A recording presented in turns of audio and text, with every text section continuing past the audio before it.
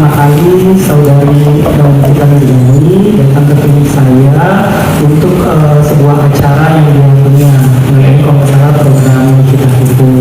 Di situ awal pertama kali ketemu beliau, walaupun saya sebelumnya udah tahu ya artis gitu, tapi untuk ketemu pertama personal itu di hari itu.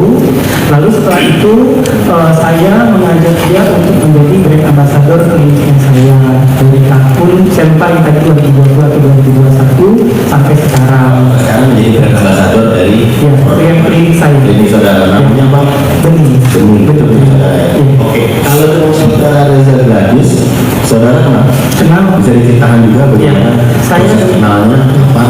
Saya dengan beliau dengan saudari Reza Gladys sudah kenal kisaran di tahun 2018 Bapak Jaksa. Oh, lebih dulu berarti? Ya, benar. 2018 sangat kenal dekat dengan beliau, juga sering sharing-sharing dengan beliau. Kalau seandainya beliau juga kalau ada masalah kadang juga telepon saya untuk sharing-sharing begitu berhubungan dari 2018. Dari 2018. Oh, kenal sesama dokter?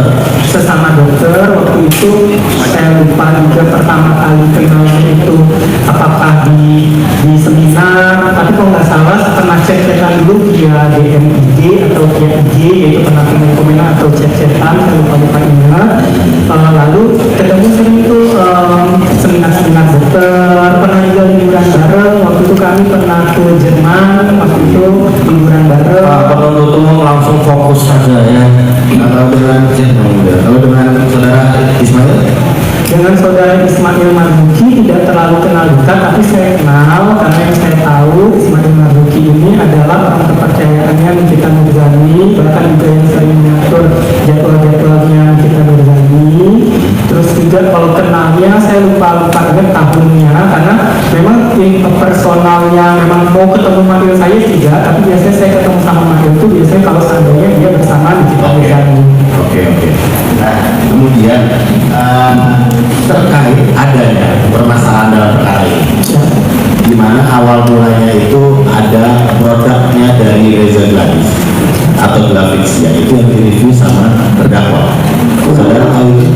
Kalau untuk direview-nya sama terdakwa, saya melihat dari potongan-potongan dari yang berseliweran di media sosial. Saudara melihat saya.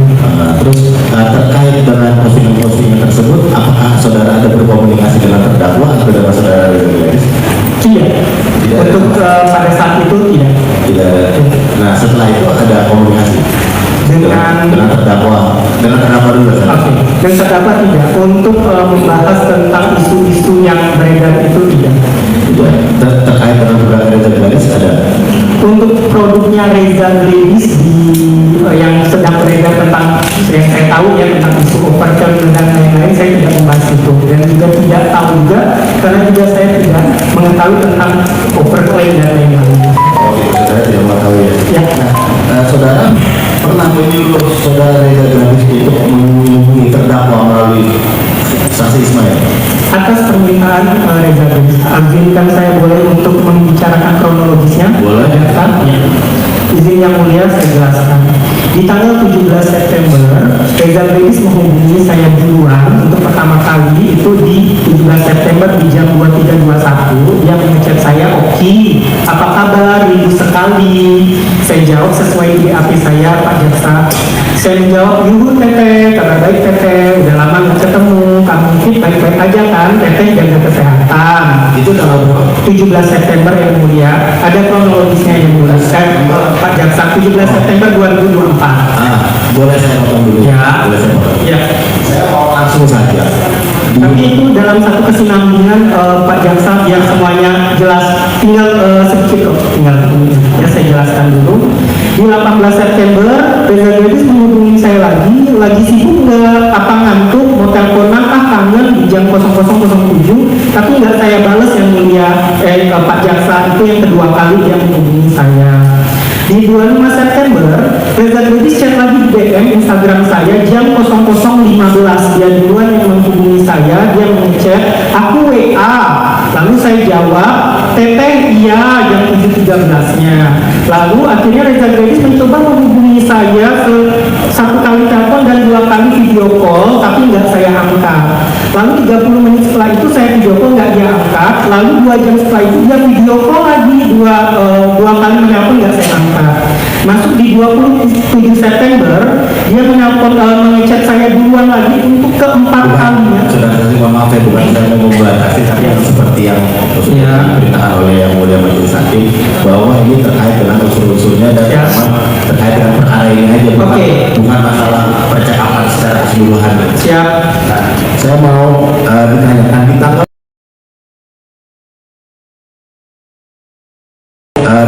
di tanggal 27 Ya. Oktober 2024. Oke, masuk ke 27 Oktober ya.